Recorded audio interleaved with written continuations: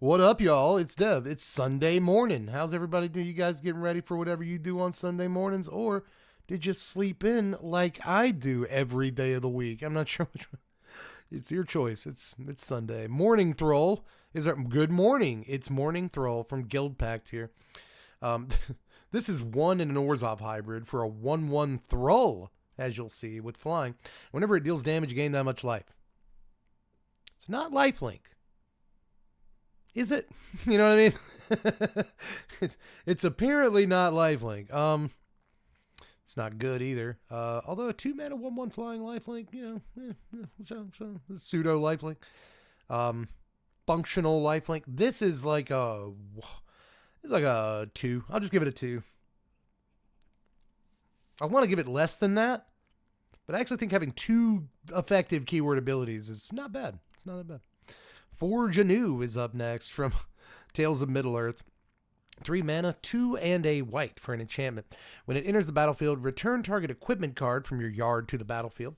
As long as it's your turn, you may activate equip abilities anytime you could cast an instant. You may pay 0 rather than pay the equip cost of the first equip ability you activate during each of your turns.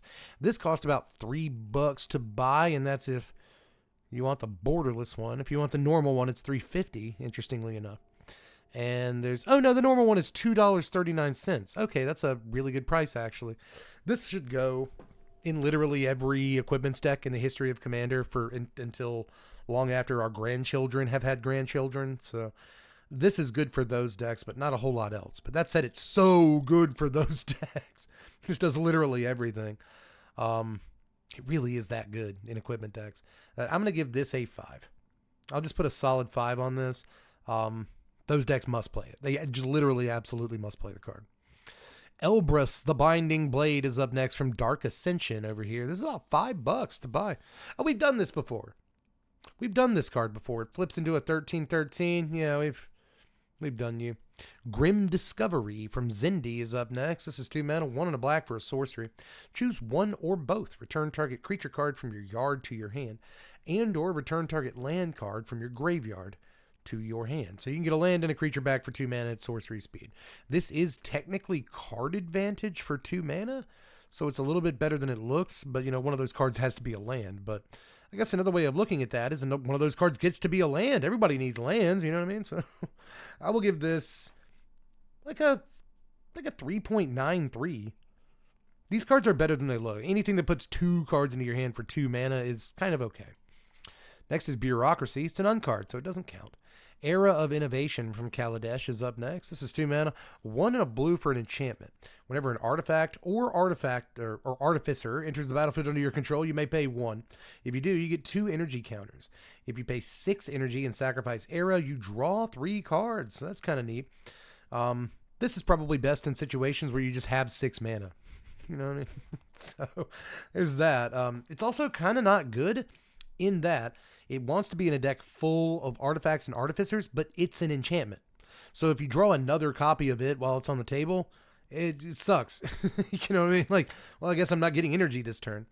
Also kind of sucks you have to pay a mana. I just wish it was just, a free trigger whenever this happens.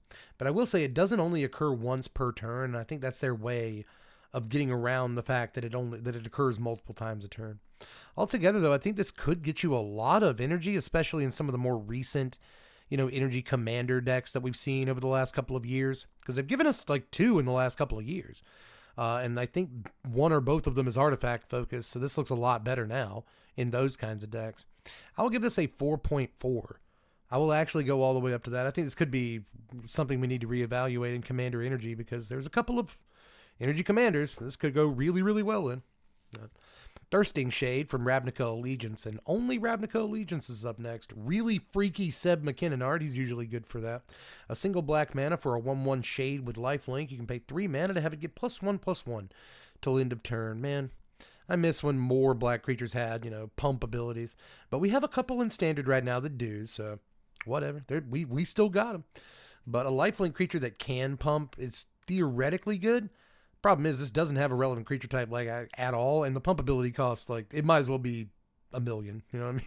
So you're probably not pumping more than 1 in a turn, right? And if you are pumping twice in a turn, that's your entire turn, and really sucks you couldn't have done something better with that mana. You know what I mean, kid? So I'm just going to give this like a 1.9. You know, it's not very good.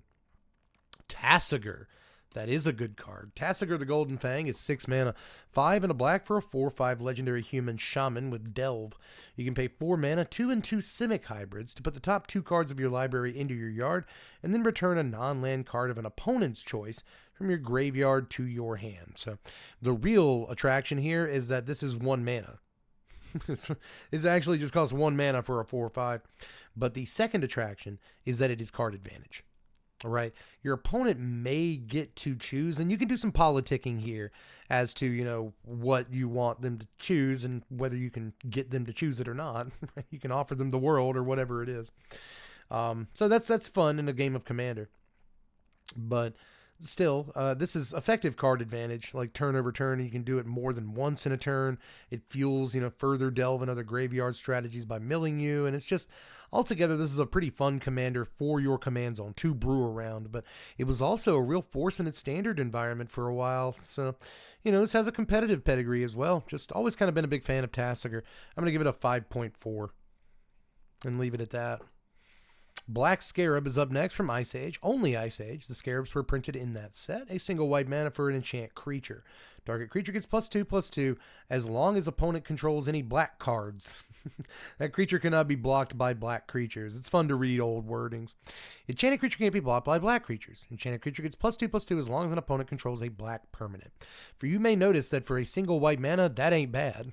It's really not that terrible, but it's probably not going to pop off in too many Commander games either. So we'll just give this a, you know, 2. Well, let's give it a 3. Let's give it a solid 3. It's a 1 mana aura. It's a 1 mana aura. That procs Enchantress triggers and stuff. This could be good. Oblation is up next from Onslaught over here. 3 mana, 2 and a white for an instant. The owner of target non-land permanent shuffles it into his or her library and then draws 2 cards. So you can target your own stuff to draw cards, or you can target anything on your opponent's side of the table, kind of like a Chaos Warp or even like a Generous Gift or something. But I feel like this is slightly actually more like a Chaos Warp. They don't get like a free card or anything on the table or whatever, but they do get cards in their hand. Making them draw 2 that's really good for them, dude. They will probably trade that thing on the table for, you know, 2 cards in hand some of the time. But I don't know. You know, if it's the thing that they're hoping to win the game with, sure, get it out of here. So this is I should say this is the rare kind of Magic card that removes absolutely anything at instant speed. And that's, you know, you can't discount that being decent some of the time. I will give this is printed into a bunch of Commander product too, so they want you to try it out there. I will give this a 5.5. I like my removal spells that have that text on them. I really do. Amok is up next from Stronghold, only Stronghold but not Reserve list. 2 mana, 1 and a red for an enchantment. You can pay 1 and discard a card at random to put a +1/+1 counter on target creature. That ain't half bad, man. The random discard sucks, but if you're going to dump your whole hand to it anyway, who cares? And like if you've got Hardened Scales or Winding Constrictor, like some other thing that doubles the counters, you got Doubling Season, right? Then suddenly this starts looking pretty decent, and it's got like a threat of activation on it too. You know, swing in with a bunch of creatures, and then, you know, they might block in the wrong way, and you can buff creatures to trade or just blow them out. Or if a guy gets through unblocked, you know, I'm going to put 3 counters on him, you know. I will say usually a whole card is not worth a +1/+1 counter, right? Like a card is a precious resource. And the random discard is especially scary. So the card is not amazing or anything, but I could definitely see situations where it's okay. You know, we've already talked about madness and reanimator strategies and flashback and stuff like that. So I don't know. It's not like horrible in everything. Like there are some decks that could want it, but ultimately I'm going to give this like a 3.2 because most decks really don't want this card. Let's just be honest with ourselves. Final card of the week is Fire Urchin. Unless I want to do a little bonus, and I might. 2 mana, 1 and a red for a 1/3 elemental with trample. Whenever you cast an instant or sorcery, Fire Urchin gets +1/+0 till end of turn. So it's one of these. It's one of these guys. You see a lot of them. But this one has the benefit of having trample, which is Actually kind of sick, man. It, it wears pump spells very well, obviously. So neat dude, but we've got a bunch more dudes like this. They're just better, like this or Monastery Swiftspear. Well, I wonder which one you're going to choose, and most of the time. So every single time, actually. So I'm just going to give Fire Urchin a 3.1. Not actually terrible in draft, but we get dudes like this all the time. Pseudo Prowess, Trample's fine, but that's about it. I do want to do one more today because we barely hit 10 minutes. It's the end of the week. I still feel like rating cards. Let's rate more card. Just one more, It's Archetype of Aggression from Born of the Gods. This is 3 mana, 1 and 2 red for a 3/2 enchantment creature human warrior. Creatures you control have trample. Creatures your opponents control lose trample and cannot have or gain trample. That's kind of neat. This is a buck. It's right at 99 cents, it says, to buy right now. Cute little enchantment creature. Even if it just functions really just as an enchantment. Still, dudes you control have trample is a fine line of text. That's not bad. And then, dispelling trample from your opponents, guys. Okay. That might be relevant from time to time. You're going to be really happy when it is. But honestly, just that first line of text is okay. I can't hate this. I'm going to give it a 4.3 or thereabouts. I think it might be like a 4.4, actually. A whole 1/10 of a point higher? Sure. 4.4. I'll give that to my guy here. He seems cool. And I like his name, too. But that is it for the week, ladies and gentlemen. Join us again next week for more cards. I'm going to try to get back on our regularly scheduled schedule for this series. I know some of you guys miss it a lot when it's not around, and you've kind of come to rely on it for daily viewing and stuff. It's during your lunch break or whatever it is, while you're cooking or cleaning your house or whatever it is. And I'm sorry that you didn't have it for like a week there. Again, I was resting my voice and all that, but hopefully we'll be back to it. I don't have as much on the schedule in the next week or two until we get to spoiler season again. I've got some deck techs to do and all that stuff, but hopefully I'll be able to set aside 2 hours a week again where I can, well, really it's like 3 hours because I do the batch and then I have to upload all the videos and schedule them, and that takes an extra hour. So you know what I'm getting at.